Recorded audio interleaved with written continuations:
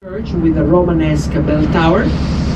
You know that the bells of that church are the oldest of the lagoon of Venice, even older than the ones you've seen in St. Mark's Square.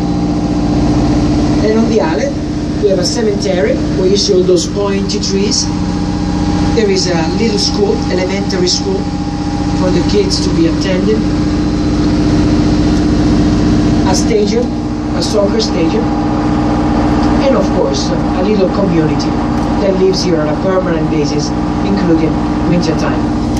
You know, the other island that you see on the right with the leaning tower, there is the island of Burano, where we are going for dinner. Burano, B-U-R-A-N-O, Burano.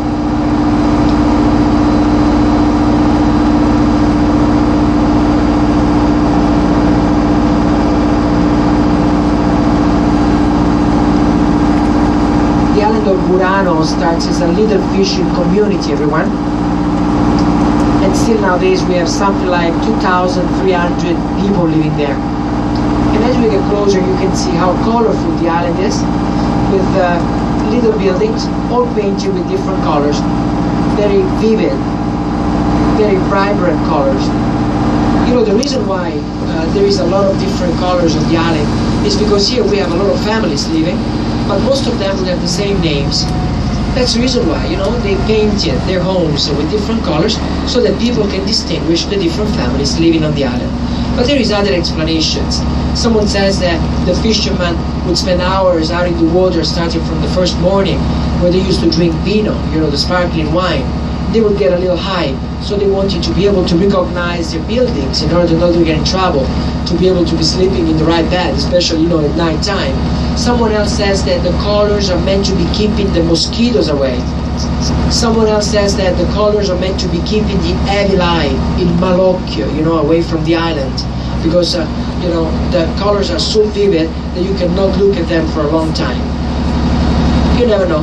You pick the version, you know, the theory you like the most. In reality, the most credited one is the one of the names, you know, the different names that we have on the island. And every color would characterize a different family. You know that Burano is famous nowadays also for the lace production, the embroidery.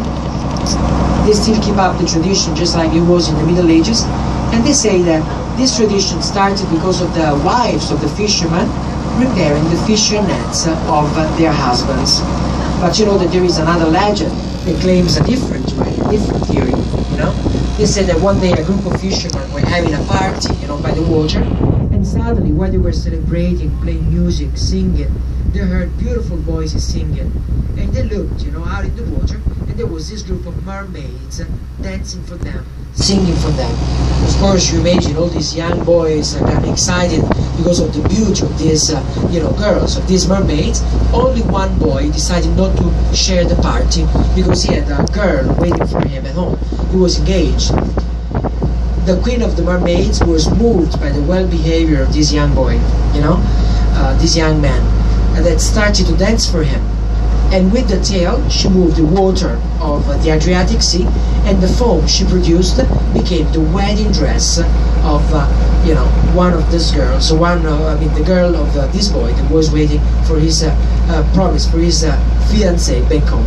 All the other girls of the island were so jealous because at this point this girl had the most important, the most beautiful wedding dress, and this is how they started, you know, the lace tradition in order to be able to produce their own wedding dress, since they did not have one.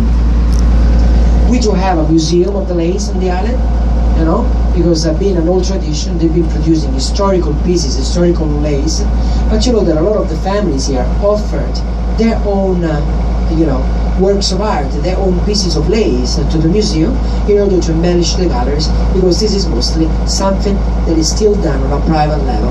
And there is still a lot of ladies in summertime sitting outside their home doors, you know, making the lace just like the old tradition.